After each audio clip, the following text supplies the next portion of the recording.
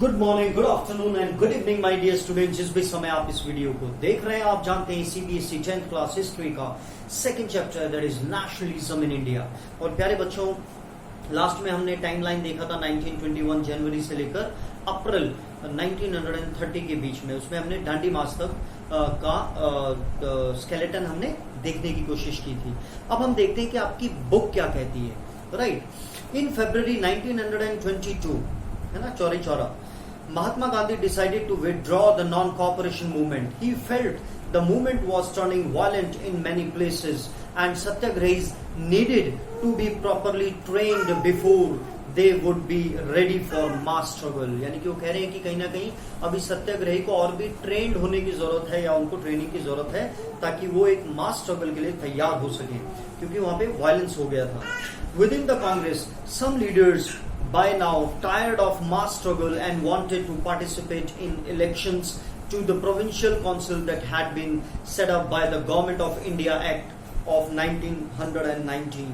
वही government of India act जो दिसंबर 1919 में आया था, जिसके तहत इलेक्शंस होने थे, जो कि नवंबर वाले बाइकआउट कर दिए थे। लेकिन अब क्योंकि ये लंबा पीरियड, एक साल लगभग सवा साल हो गया, तो कुछ कांग्रेस के जो व्यक्ति थे जो नॉन कॉपरेशन के भी खिलाफ में थे, उन्होंने अब सोचा कि अब कहीं ना कहीं इलेक्शन लड़ने की जरूरत है। वो ऊब चुके थे इस जो भी स्ट्रगल चल रहा था। They felt that it was important to oppose British policies within the council, argue for reform, and also demonstrate that these councils were not truly democratic. तो C.R. Das and Motilal Nehru formed the Swaraj party, है ना, third जो हमने किया था जनवरी 1923, within the Congress to argue for a return to council politics. But younger leader like Jawaharlal Nehru and Subhash Chandra Bose pressed for more radical mass agitation and for full independence. लेकिन अब जो नए leaders जो आ गए थे, नेहरू हो या सुभाष चंद्र बोस हो, वो रेडिकल फीलिंग के साथ कि majority should rule.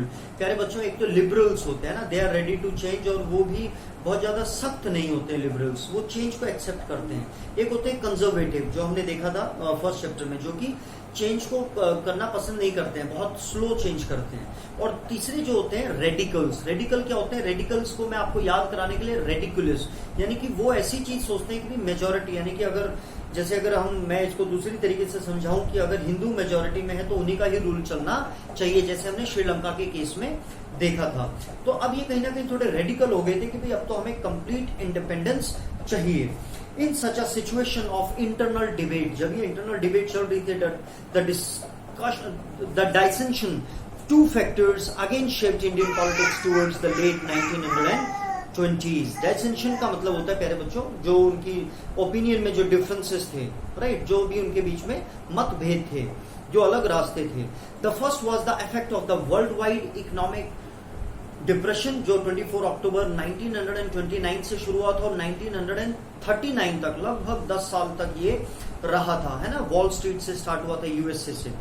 Agriculture prices begin to fall from 1926 and collapsed after 1930, क्योंकि 29 में स्टार्ट हुआ तो उसका अमेरिका से असर होते होते पूरी दुनिया पे 30 तक वो असर हो गया था। तो अब क्या है कि हमारे यहाँ पर जो ग्रेन्स थे, है ना, जो सरप्लस रहते थे, जो हमेशा एक्सपोर्ट होते थे, अब वो एक्सपोर्ट नहीं हो रहे थे, तो जिसके कारण किसानों को आमदनी नहीं मिल रही थी और वो अपना रेवेन्यू नहीं दे पा रहे थे।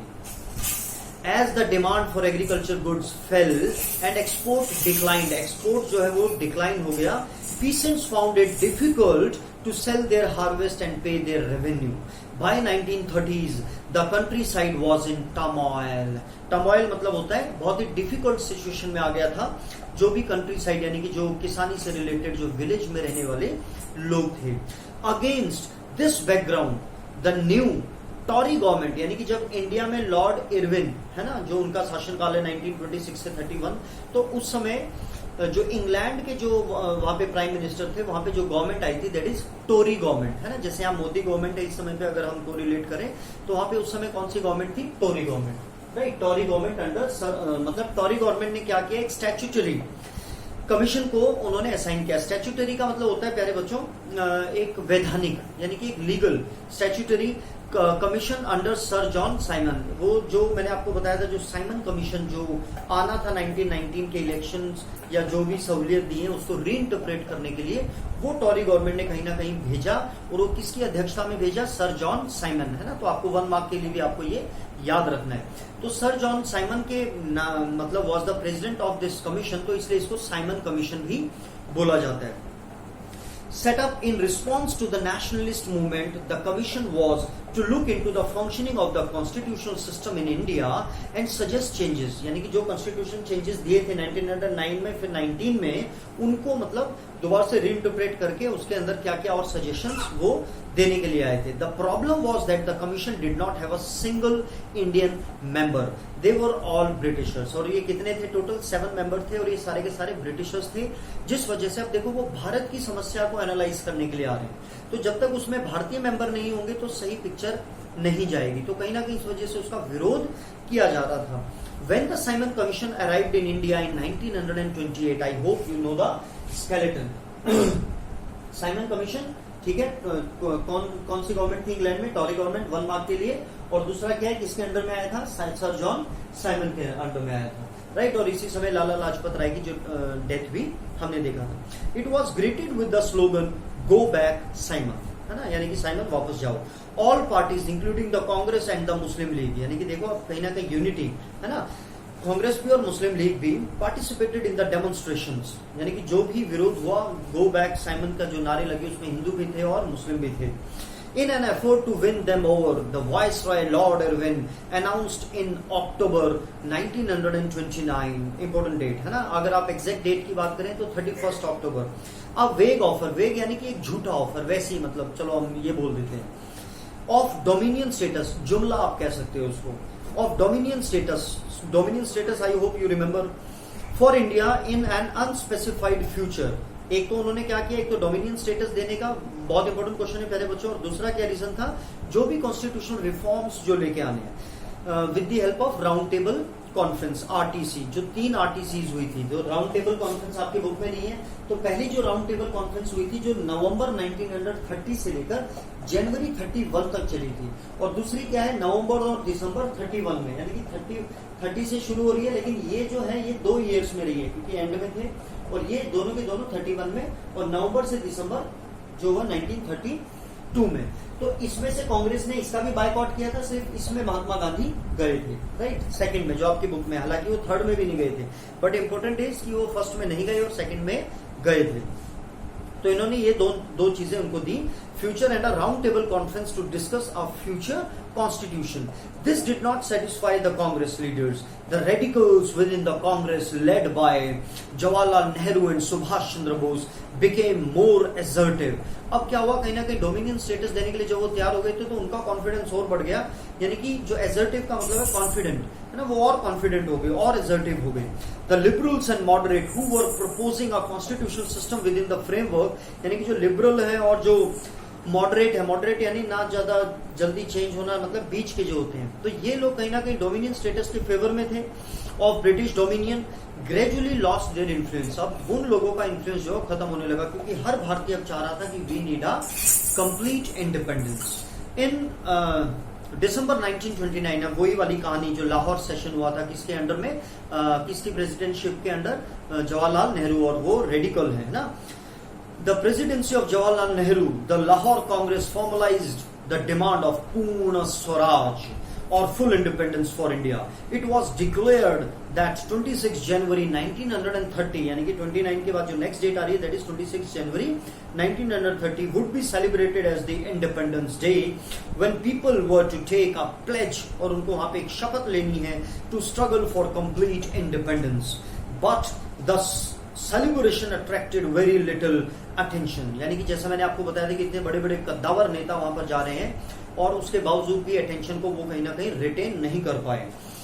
सो Mahatma Gandhi had to find a way, अब उनको कोई सॉल्यूशन चाहिए था to relate the abstract idea, यानी कि जो नेशनलिज्म, जो आजादी का जो एक एब्स्ट्रैक्ट आइडिया जिसको हम देख नहीं सकते, महसूस कर सकते हैं, वो कहीं ना कहीं of freedom to more concrete issue of everyday life, यानी कि कहीं ना कहीं अब सबको एक साथ जोड़ने के लिए कुछ ऐसी चीजों को पिक करना पड़ेगा जिससे सभी लोग जो है वो जुड़ जाए उस एक एब्स्ट्रैक्ट आइडिया से। और एब्स्ट्रैक्ट आइडिया क्या है? स्वतंत्रता का, राइट।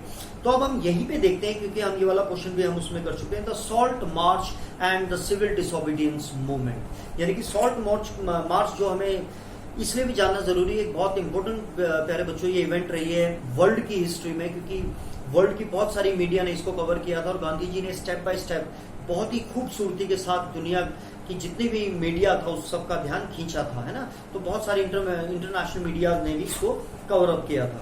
और सिविल डिसोबीडियंस, क्योंकि सॉल्ट मार्च से ही जब उन्होंने सेरेमोनिकली जब उन्होंने कानून को तोड़ा सॉल्ट जो मार्च के बाद, तो यानी कहीं ना कहीं वो सिविल डिसोबीडियंस का स्टार्ट भी है।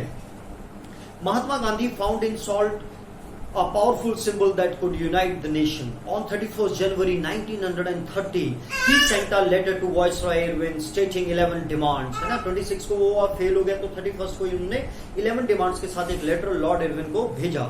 Some of these were of general interest, others were specific demands of different classes, from industrialists to peasants, यानी कि सबका ध्यान रखते हुए. The idea was to make the demand wide ranging so that all classes within Indian society could identify with them and everyone could be brought together in a united campaign. The most stirring of all was the demand of abolition of salt tax, यानी कि जो salt पे जो tax लगाया जाता था उसका जो एबोल्यूशन है उस सब ने उसका ध्यान कहीं ना कहीं खींचा.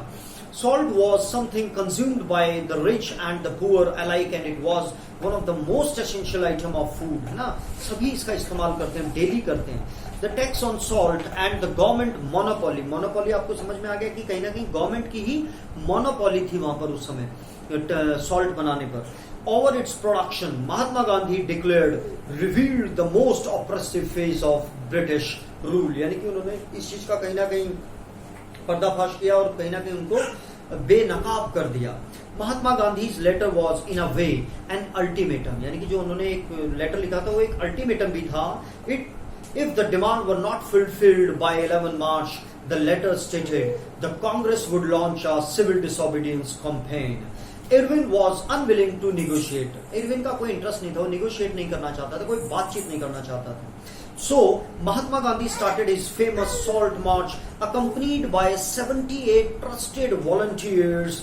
The march was over 240 miles from Gandhiji's ashram to in Sabarmati to the Gujarati coastal town of Dandi. और दांडी कौन से डिस्ट्रिक्ट में है? नवसारी डिस्ट्रिक्ट में है ना, आपको याद रखना है. The volunteers walked for 24 days, about 10 miles a day. Thousands came to hear Mahatma Gandhi whenever he stopped, and he told them what he meant by Swaraj and urged them to peacefully defy मतलब disobey करना, the British. On 6 April, he reached Dandi and ceremonically violated the law, manufacturing salt by boiling sea water. तो सी water को boil करके उन्होंने कहीं ना कहीं manufacture किया सॉल्ट को, और उस तरीके से उन्होंने एक आगाज कर दिया सिविल डिसोबीडियंस मूवमेंट का. आप देखेंगे प्यारे बच्चों 6 अप्रैल को वहां पहुंचे. 6 अप्रैल हमें इतिहास के एक और उसकी तरफ लेके जाती है हमारा ध्यान, जो हमने नॉन कॉपरेशन मूवमेंट में जानने की कोशिश की थी. तो गांधी जी ने नेशन वाइड हड़ताल जो की थी, कब की थी? 6 अप्रैल 1919. ठीक है, तो this is all about this topic प्यारे बच्चों. लास्ट में हम सीमांत गांधी के बारे में थोड़ा सा देखेंगे और किस तरीके से ब्रिटिश गवर्नमेंट ने बहुत ही ब्रूटली, बहुत रिप्रेसिव तरीके से इसका विरोध किया और कहीं ना कहीं हिंसा की घटनाएं हुई, जिसकी वजह से गांधी जी को फिर दोबारा से इसको कॉल ऑफ करना पड़ा, जैसे चौरी चौरा को किया था. और गांधी इरविन पैक्ट के तहत वो कहीं ना कहीं जो सिविल डिसोबीडियंस मूवमेंट है एक पल के लिए बंद हो गया. राइट, तो उसकी डेट आपको याद रखनी है 5 March 1931. Right, Gandhi Irwin pact, very important question. तो वो हम नेक्स्ट उसमें देखेंगे. This is for your click, my dear sons and daughters. God bless you all. Love you all.